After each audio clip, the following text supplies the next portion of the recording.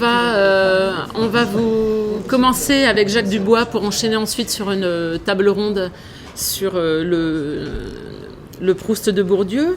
Alors tout d'abord Jacques, professeur à l'université de Liège, qui a travaillé dans le groupe MU pour tout ce qui concerne les questions de rhétorique, qu'on connaît très très bien évidemment ici pour son livre Pour Albertine, et qui est aussi spécialiste reconnu de Simenon. Entre Proust et Simenon, il y aurait sans doute des choses à dire, mais c'est pas de cela que vous allez nous parler aujourd'hui. Je me soigne de l'un par l'autre. Mais de Marcel Proust, sociologue amusant, et il va vous expliquer d'où vient cette expression. Voilà. Merci beaucoup, Jacques. Merci à vous, Anne. Bien, oui, une précaution d'abord, c'est que ce matin encore, je me demandais si j'allais vous lire le texte qui est ici devant moi, qui est écrit, ou si j'allais plutôt vous le présenter et vous le commenter. Ainsi que tous les Belges, j'ai l'esprit du compromis, j'ai décidé de faire les deux. Donc d'abord de vous présenter, et puis la seconde moitié de vous la lire, si j'y arrive.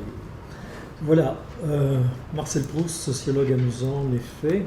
Vous verrez pourquoi dans un instant, mais ce que je vais peut-être dire à titre introductif, c'est que je reviens à cette question qui a déjà été évoquée ce matin, des deux pères fondateurs de la sociologie française, à savoir l'aîné Tarde, Gabriel Tarde, et le cadet Émile Durkheim.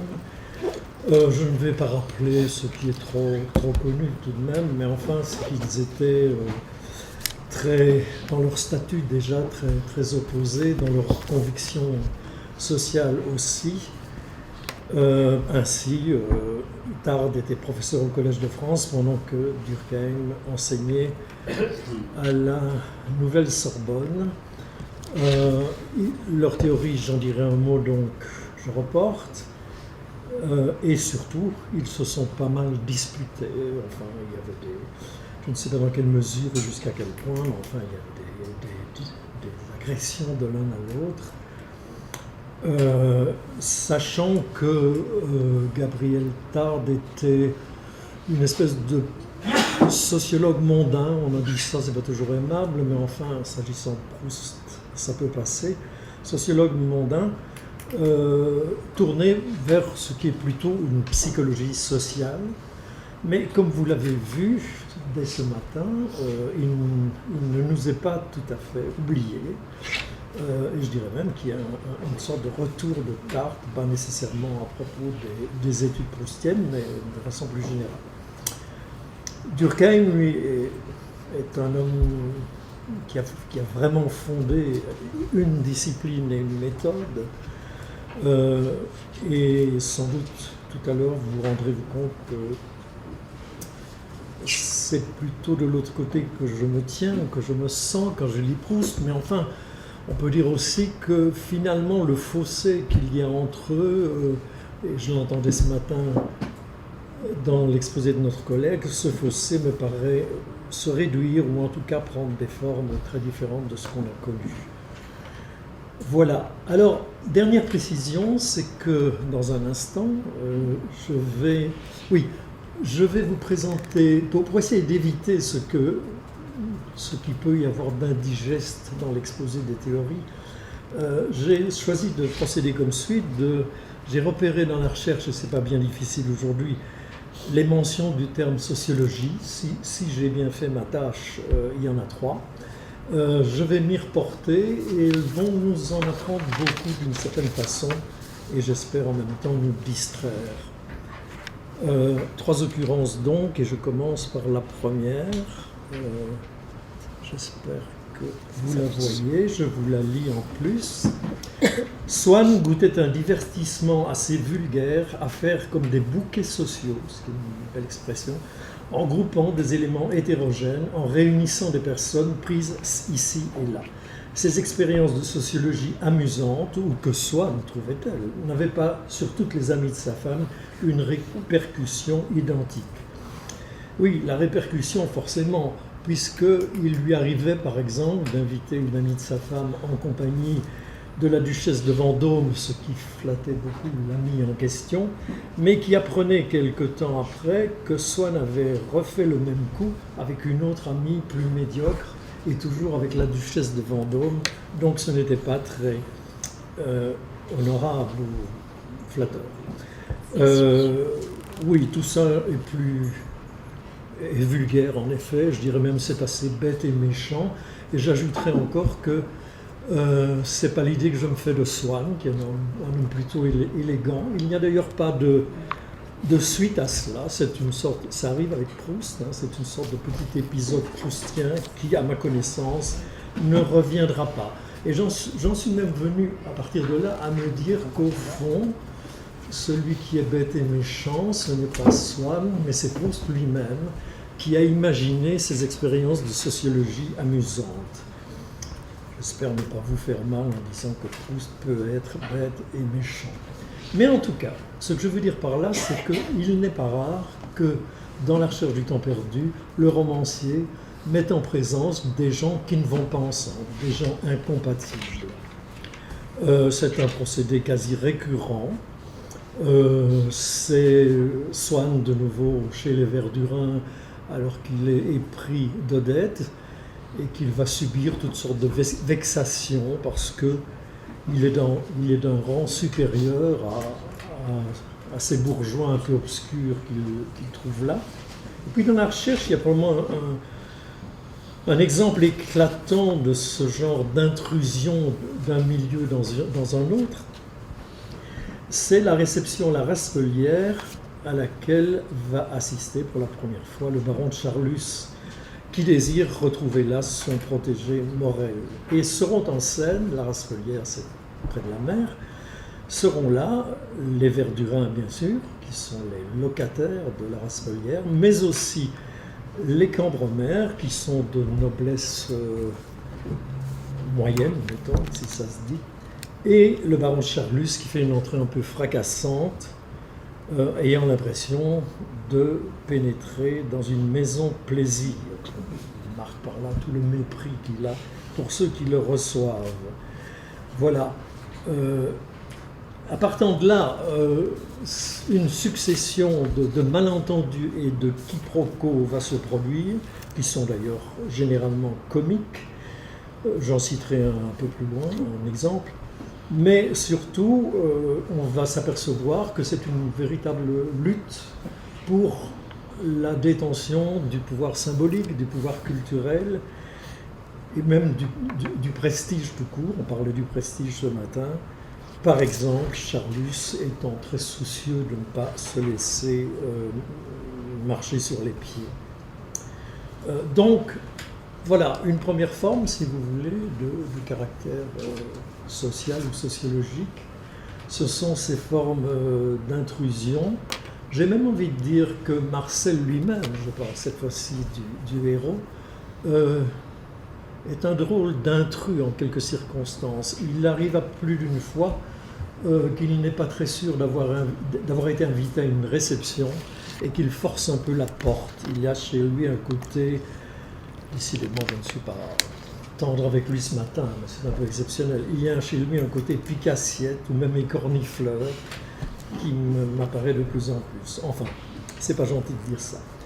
Tout ça pour amener l'idée, si vous voulez, que un des mécanismes de La Recherche du temps perdu, c'est sans doute ces rencontres malencontreuses et intrusives.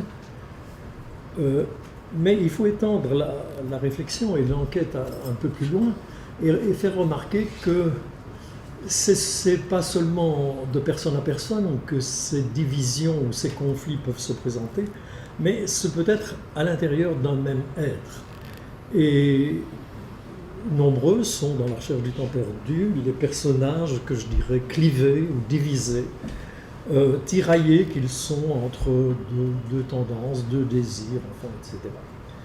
Je ne vais pas en citer un grand nombre. Je vais me reporter à un exemple un peu trop connu pour ceux qui pratiquent Proust et qui concerne la marquise de Cambremer jeune. je ne sais pas s'il faut lire entièrement, je le fais, oui, bon. Éprise d'art réaliste, aucun objet ne lui paraissait assez humble pour servir de modèle au peintre ou à l'écrivain. Un tableau ou un roman mondain lui donnait la nausée. Un moujik de Tolstoï, un paysan de Millet, était l'extrême limite sociale qu'elle ne permettait pas à l'artiste de dépasser. Mais franchir celle qui bornait ses propres relations, s'élever jusqu'à la fréquentation des duchesses, était le but de tous ses efforts, tant le traitement spirituel auquel elle soumettait par le moyen de l'étude des chefs-d'œuvre restait inefficace contre le snobisme congénital et morbide qui se développait chez elle. Celui-ci avait même fini par guérir certains penchants à l'avarice et à l'adultère auxquels, étant jeune, elle était encline. Trait d'humour, bien entendu, mais qu'il faut peut-être prendre tout de même un peu au sérieux, parce qu'après tout, je croirais y voir une parodie de Émile Durkheim dont je vous parlais il y a un instant, qui était un peu l'inventeur, enfin pas tout à fait, mais qui s'est beaucoup intéressé forcément à la statistique et qui essayait d'établir des liens entre, par exemple, le taux de suicide, des corrélations, comme on a dit ensuite, entre le taux de suicide et le célibat, ou le taux de suicide et l'appartenance religieuse. Voilà, mais pour en revenir à la marquise de Cambremer, vous voyez qu'elle est portée par deux forces également sociales, pourrait-on dire. Un snobisme aristocratique, elle veut fréquenter les duchesses, mais en même temps un snobisme artistique ou culturel, et au total misérabiliste. Un sujet artistique n'est jamais assez médiocre pour elle. Et elle n'arrive évidemment pas à concilier les deux forces puisqu'elles vont en sens contraire. La pauvre marquise de Cambremer a souvent de ces sortes d'ennuis. Enfin bon, il ne faut pas que je m'égare. Voilà, tout ça, vous le remarquerez peut-être, a un côté. Je persévère dans le mal. Tout ça a un côté Alphonse Allais. Je ne sais pas si vous lisez ou si vous aimez Alphonse Allais. Mais il y a dans les drôleries de Marcel Proust, dans ces cas-là, et j'en citerai d'autres, un côté en effet absurde, comme dans le cas que je viens de citer.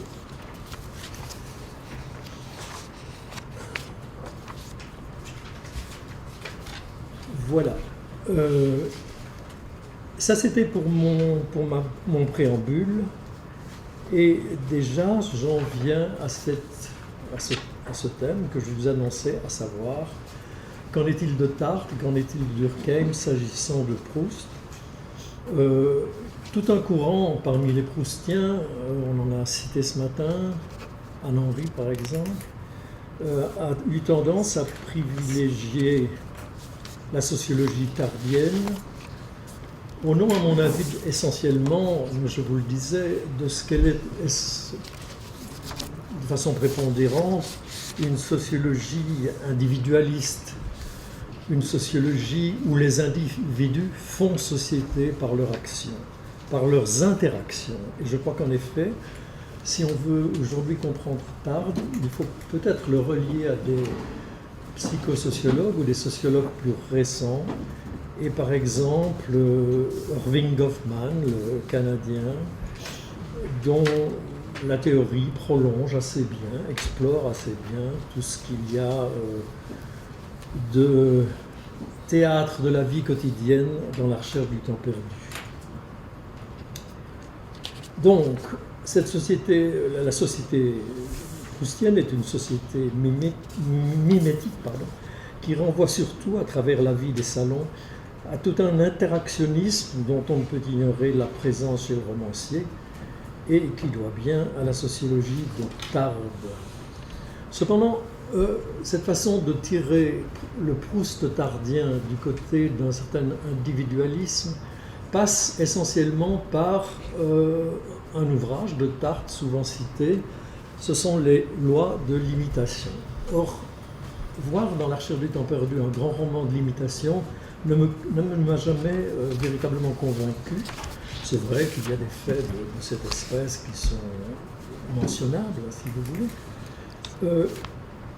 Mais on pourrait dire que si la recherche était vraiment mimétique, imitatrice, elle serait assez contre-productive au sens où, après tout, oui, j'oublie de dire que dans la théorie de l'imitation de Tarde, il y a l'idée que chaque société a besoin d'un modèle conducteur, d'une élite qui lui donne l'exemple.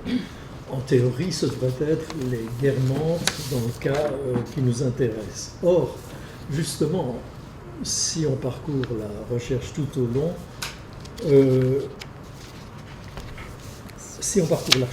long, c'est plutôt vers le désastre que court la prédominance des aristocrates.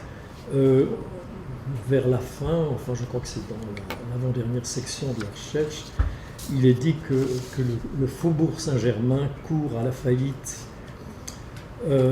En revanche, il me semble que s'il y a un Tarde à revivifier aujourd'hui à propos de Proust, c'est celui qui nous a donné, ou qui a donné dans le passé, l'opinion et la foule. C'est aussi un volume assez inconnu, mais où se trouve un très beau chapitre central sur la question de la conversation. Et l'idée de Gabriel Tarde, hardie me semble-t-il, c'est que dans chaque pays, dans chaque société, dans chaque lieu, la conversation donne une notion du degré de civilisation atteint par cette société. Au village, dit-il, la conversation n'est qu'un échange de formules rituelles. À la ville, elle fait l'opinion. D'où cette citation, vous ne l'aurez pas là, mais point de vue économique, c'est assez audacieux pour nous aujourd'hui, la conversation uniformise les jugements sur l'utilité de diverses richesses, crée et précise l'idée de valeur, il y revient, établit une échelle et un système de valeurs. Ainsi, ce bavardage superflu, simple perte de temps aux yeux des économistes utilitaires, est en réalité l'agent économique le plus indispensable, puisque sans lui, il n'y aurait pas d'opinion. Et sans opinion, point de valeur, notion fondamentale de l'économie politique et, à vrai dire, de bien d'autres sciences sociales. Alors, pour ma part, j'aurais un peu de peine à suivre Tarde dans cette voie, mais d'autres le font, au moins à ma place. Et je pense ici à un récent ouvrage de Bruno Latour et Vincent Lépinet qui va dans ce sens et qui rend justice aux vieux sociologues et les auteurs d'identifier dans ces traités ce qu'ils appellent une anthropologie économique qui accorde à l'intersubjectivité un rôle d'infrastructure avec participation de la conversation, de la presse, de l'opinion. Nous vivons très bien ce temps-là. Pour nous, c'est ce Tarde qui s'ajuste le plus aisément à l'œuvre proustienne, soit à la recherche, comme roman d'une oisiveté génératrice d'échanges verbaux sans fin et roman d'une lutte pour la suprématie orale.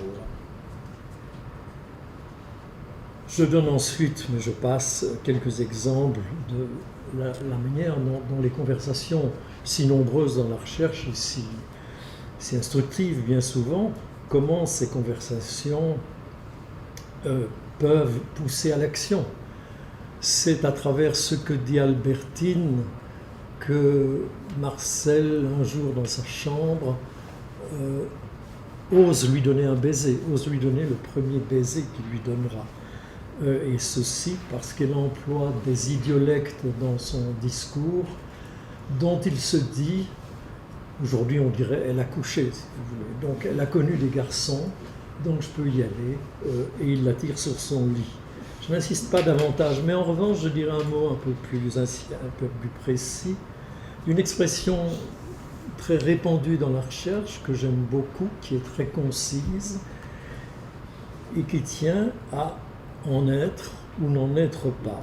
Dans ce roman où les sociétés à demi secrètes sont nombreuses, homosexuels, lesbiennes, dreyfusards, juifs, en être, c'est toute une histoire.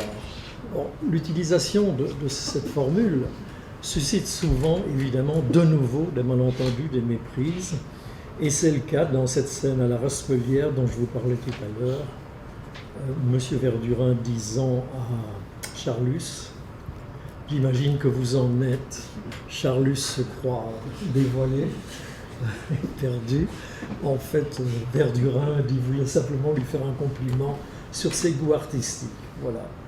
Eh bien, c'est un procédé qui se répète, c'est un procédé qui me semble-t-il en dit long sur un mode social, si vous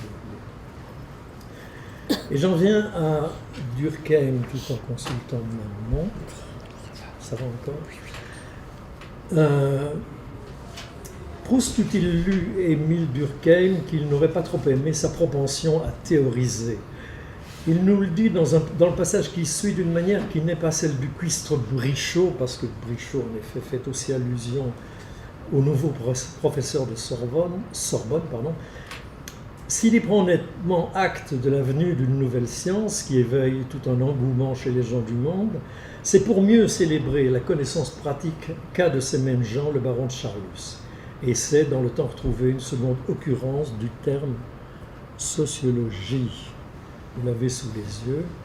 En fait, les gens du monde étaient ingrats, car M. de Charlus était en quelque sorte leur poète, celui qui avait su dégager de la mondanité ambiante une sorte de poésie où il entrait de l'histoire, de la beauté, du pittoresque, du comique, de la frivole élégance. Mais les gens du monde, incapables de comprendre cette poésie, n'en voyaient aucune dans leur vie, la cherchaient ailleurs et mettaient à 1000 piques au-dessus de M. de Charlus, 1000 piques. Des hommes qui lui étaient infiniment inférieurs, mais qui prétendaient mépriser le monde et en revanche professaient des théories de sociologie et d'économie politique.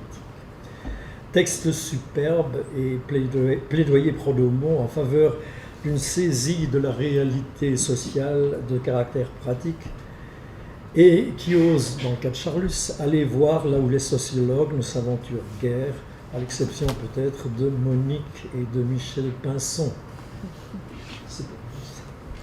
Il n'empêche que au tournant des deux siècles, Durkheim et Proust ont occupé des positions équivalentes dans des aires de compétences contiguës. Le sociologue a jeté les bases d'une nouvelle science de l'homme en rupture avec la philosophie sociale d'un conte ou d'un thème, et l'a doté d'un plan de travail durable. Le romancier, rompant avec un roman naturaliste et ses lourdes techniques de représentation, a défini les contours d'une forme que l'on peut dire autofictionnelle et qu'elle est déterminée tout le siècle littéraire à venir. Et les entreprises de l'un comme de l'autre ont reconfiguré de façon semblable des rapports de l'individuel et du social, de l'objectif et du subjectif. On en a pas mal parlé ce matin. Mais que je vous rappelle brièvement ce que nous apprenait Durkheim au début du XXe siècle, ou à la fin du XIXe d'ailleurs. Les faits sociaux, je cite, les faits sociaux consistent en des manières d'agir, de penser, de sentir extérieures à l'individu et qui sont doués d'un pouvoir de coercition en vertu duquel il s'impose à lui.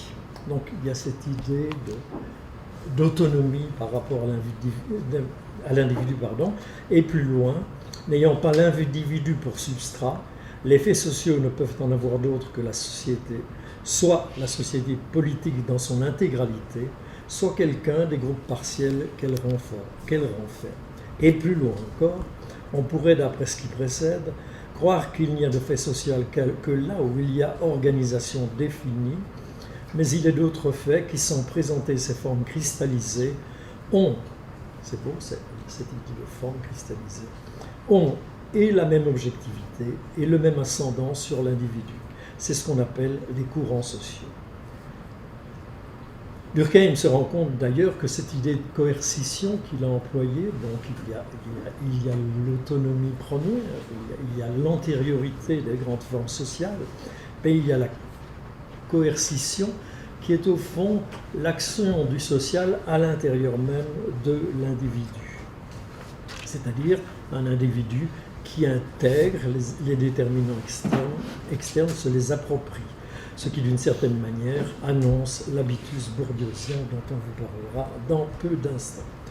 De son côté, le roman qu'invente Proust repose sur un dispositif qui peut faire penser au schéma d'analyse durkheimien mais en quelque sorte retourné. Nous sommes avec lui au plus près d'une subjectivité, et qui plus est, à deux étages, jeu du héros et jeu du narrateur. Mais cette division même est comme un reflet de l'opération coercitive postulée par Durkheim. Par ses mises à distance plus ou moins critiques,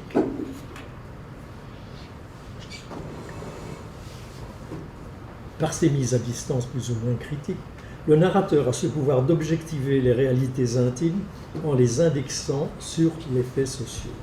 C'est que ceux-ci, institutions, classes, courants d'opinion, prennent les sujets individuels dans leur réseau.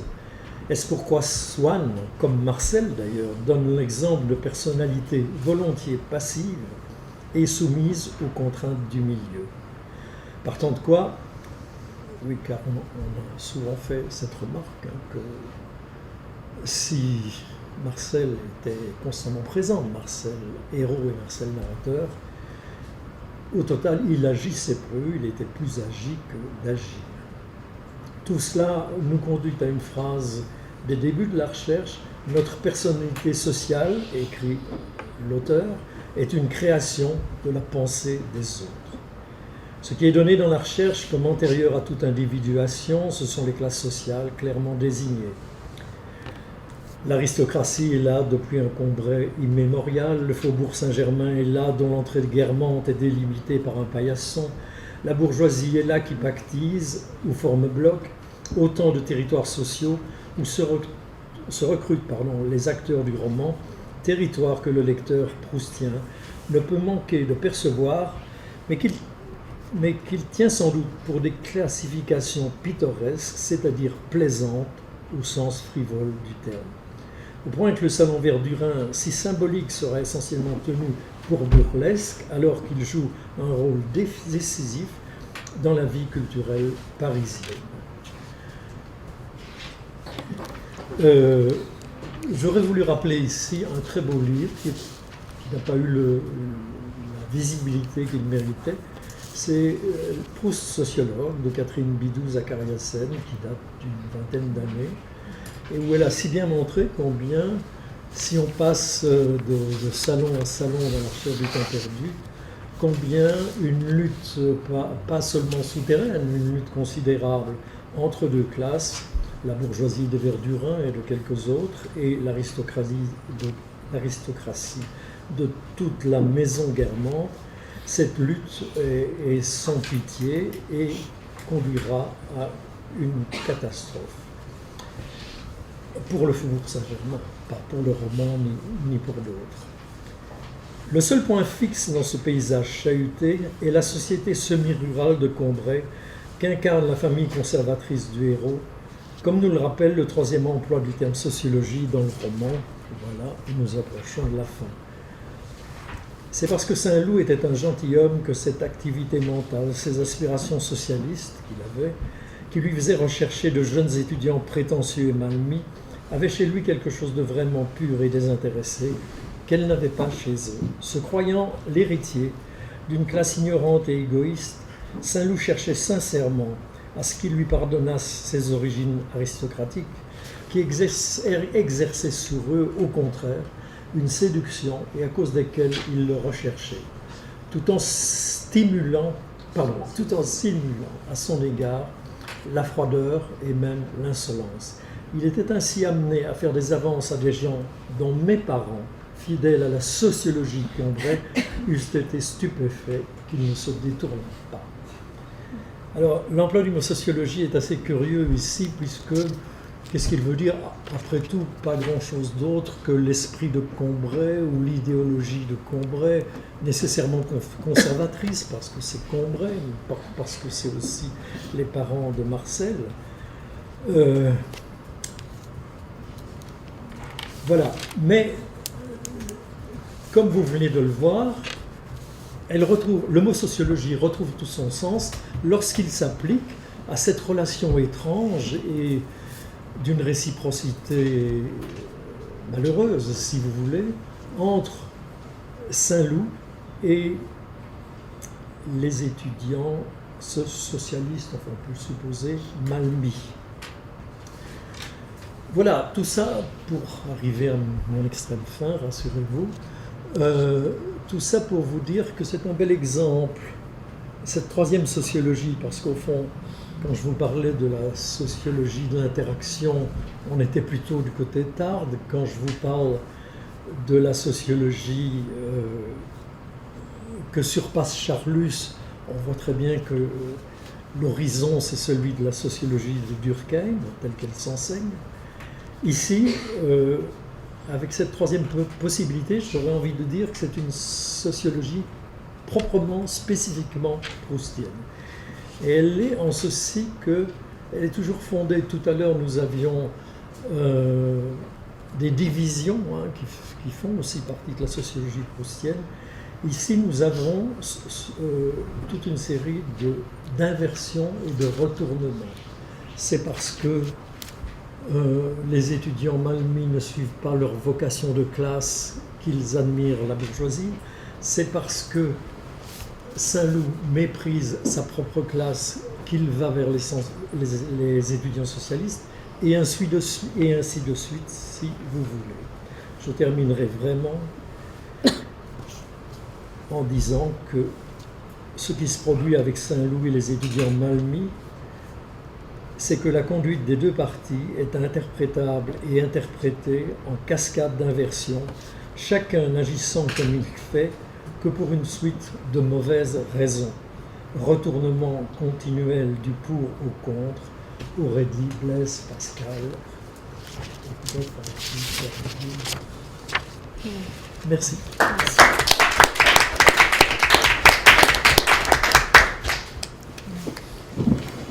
Merci beaucoup.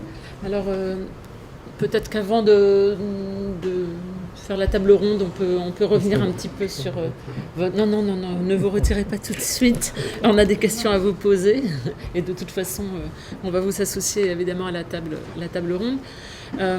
Moi, ce qui m'a frappé, effectivement, c'est que ce que vous dites sur les territoires sociaux, chez Proust, chez les auteurs que vous avez abordés, il me semble que chez Proust, il y a vraiment une spatialisation, voire une objectalisation des seuils, des limites, des cloisons, etc., entre les différentes classes, et qu'on a un certain nombre d'objets métonymiques sociaux aussi qui sont en permanence menacés d'être abîmés, les cloisons sont en permanence menacées d'être franchies. Je pense par exemple évidemment au paillasson, le fameux paillasson devant chez les Verdurin, devant évidemment les Guermantes, sachant que le narrateur habite le même immeuble que les Guermantes et que ce paillasson est considéré comme une espèce de Sahara infranchissable, mais étant en mauvais état, il se rendra vite compte qu'en réalité, voilà, ce paillasson ne protège pas grand-chose. Écoutez, je crois que je peux dire deux choses à ce propos-là. La première, c'est que, oui, les objets sûrement, les espaces sûrement, les maisons, que sais-je, mais tout ça dans un même ensemble sémiotique, si vous voulez. Il me semble que tout ça fait signe pour lui.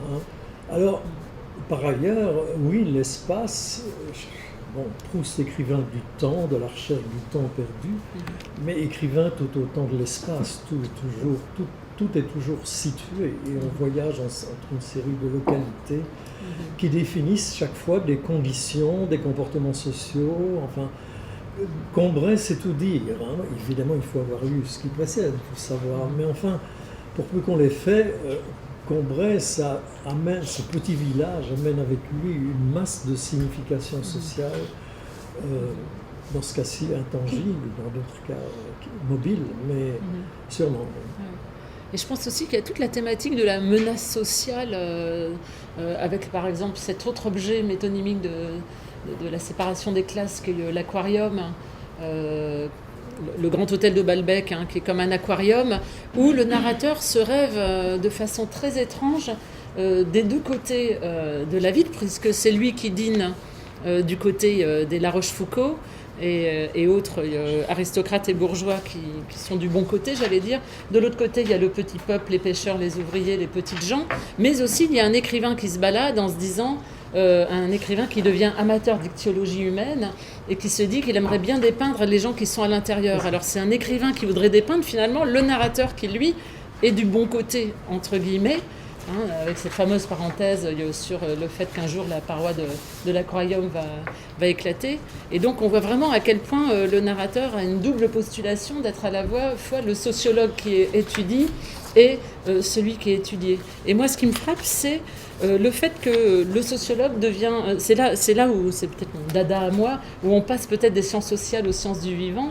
Il me semble que le sociologue amusant devient, en étant amateur d'ichtyologie humaine, en étant herboriste moral, etc., se fait d'une certaine manière une sorte de biologiste et d'historien naturel pour étudier les classes sociales. Et là, ce serait étudier toute la question du darwinisme et du spencerisme chez Proust, qui nous ramène évidemment à des questions sociales.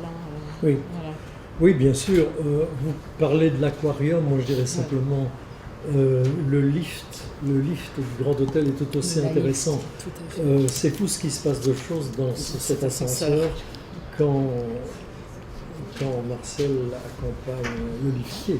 Il y a toute une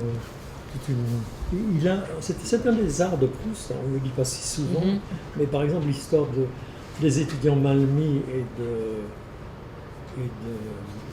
Sarou, ça se raconte en 3 lignes et c'est toute une histoire. Enfin, c'est un scénario sociologique assez complet. Voilà, je crois que, mais alors, quant au biologique, oui, j'aurais voulu parler ici je vais juste dire ça, j'aurais voulu parler de corps. Je crois que la fine pointe de la sociologie, même durkheimienne, si vous voulez, elle se trouve dans ce que Proust dit des corps. Durkheim commence par les grandes structures, Proust commence par l'autre bout. Tout à fait. Il parlait du tactile tout à l'heure, ça se tient. Est-ce que, alors, Barbara et ensuite Philippe? Merci beaucoup, je suis tout à fait d'accord avec tout ce que vous avez dit, notamment avec aussi l'idée pour reprendre Tarde, il faut le libérer de l'identification avec l'individualisme méthodologique. Et je me suis rappelé en vous écoutant qu'il y a non seulement c'est Bruno Latour qui insiste sur ce geste, mais Deleuze dans sa relecture. Donc un auteur qui a affaire avec Proust parce qu'il il parle d'une relation qui précède le sujet, qui les traverse et qui les met en relation avec les autres entités. Donc il y a vraiment une tradition française de l'interprétation proustienne et aussi de la sociologie. Et c'est un très beau cas parce que Tarde n'aurait pas pu être lu comme ça, même par des gens comme nous, ou semblables à nous, il y a 40 ou 50 ans. Tarde est tout à coup lisible ainsi. Lisible, elle l'avait fait grâce à sa théorie hegelienne de la Wechselwirkung. Il faut que je lise. Et pour revenir à c'est une suggestion de vidéo qui finalement nous concerne tous, il y a une magnifique reprise du débat Tarde-Durkheim, jouée par les deux représentants de deux courants contemporaines qui sont Bruno Karsanti pour les néo-durkheimiens et Bruno Latour justement pour les néo-tardistes, qui a été mise en scène, jouée à Cambridge, reprise dans des théâtres à Berlin, etc. Et qui dont l'idée a été justement faite par une chercheuse d'Ucral, qui est Frédéric Aitoati, qui a eu l'idée justement de remettre en scène et d'incarner dans un nouveau débat. Vous le trouvez sur les sites de Bruno Latour et sur YouTube. Et c'est magnifique, c'est la façon la meilleure de comprendre les enjeux du débat, la micro et la grande sociologie. Et ce qui est bizarre, c'est que Bruno Karsanti, qui avait fait une très belle introduction aux lois de l'imitation, en insistant justement sur la question de la relation de l'intersubjectivité, il est passé de l'autre côté parce que c'était pas suffisant, évidemment. Je me permets d'ajouter deux petites remarques à votre... D'un côté, la question de pourquoi Swann devient un peu si vulgaire dans sa sociologie, parce qu'il est pour Odette, c'est par amour. Donc finalement, il reste bon et généreux dans son cœur. Il le fait pour aider Odette. C'est pervers ce que vous dites. Non, mais il renonce à son snobisme élégant pour aider Odette à justement avoir de bonnes connexions dans l'autre société. J'ai l'impression que les mots sociologie, surtout dans cette dernière citation, est l'équivalent ou le synonyme des normes, c'est-à-dire d'un Oui, c'est système ça. de normes de la convenance sociale. C'est ça. Donc la sociologie des Condré est justement les codes de politesse, de comportement qui permet à la famille des narrateurs de ne pas se mêler. Oui, c'est ça. Et, Et, c'est le socle qui ne bouge pas. Hein. oui. Il est là. Et même la sociologie mythiquement. amusante, c'est justement la même chose. C'est un code un peu imprévu et personnel dont Swann s'amuse pour mélanger des choses qui ne devraient pas aller ensemble. Si vous le permettez, je vais simplement ajouter ceci que j'aurais dû dire, c'est que dans le conflit, s'il y en a un, mais je ne crois pas qu'il y en ait un vraiment, entre les sociologues et le romancier qu'est Proust, je vois à travers les 3 citations que j'ai faites, où est le mot sociologie, à la fois une sorte de mise à distance moqueuse, et puis en même temps une reconnaissance, enfin, un salut finalement assez amical à cette sociologie dont il ne sait pas trop ce que c'est, mais il n'est pas fou, il n'est pas idiot. Je reviens à ce que vous avez dit au début, que Proust soit bête et méchant, c'est pas du tout en contradiction avec ce que Proust lui-même affirme constamment, le caractère inextricable du mélange du bien et du mal. Mais probablement que le lecteur de la recherche est bien plus manichéen que Proust. C'est-à-dire qu'il y a une résistance, et je reviens à l'exemple de Swann, d'une part aux bonnes actions des méchants comme un Verdurin, c'est dit mais on n'y croit pas, ou au fait que M. Verdurin se révèle un grand critique d'art, et effectivement aux très mauvaises actions de Swann et de Charlus. Il est dit que Charlus fait mourir d'humiliation Madame Monet. Ça, on l'oublie un peu parce que c'est pas... Oui, hein. oui. Et Swann, en fait, c'est avant Odette qu'il fait des bouquets sociaux. C'est justement quand il maîtrise, et ensuite ça va lui retomber dessus. Mais c'est un jeu pervers, effectivement, cruel. Au début, vous aviez dit aussi que ça revient avant. C'est au tout début. Ça m'a échappé, merci voilà, de cette information. que Swann s'amuse, effectivement, d'un vue érotico-social à c'est ça. Donc, ils sont vulgaires, Oui. ils sont bêtes et méchants, effectivement, et je crois qu'on peut dire que Proust peut être aussi ça. Oui, j'ai un peu accablé ce pauvre Charles, mais ça fait un peu partie de son dandysme aussi. Hein. Oui. Je vous remercie.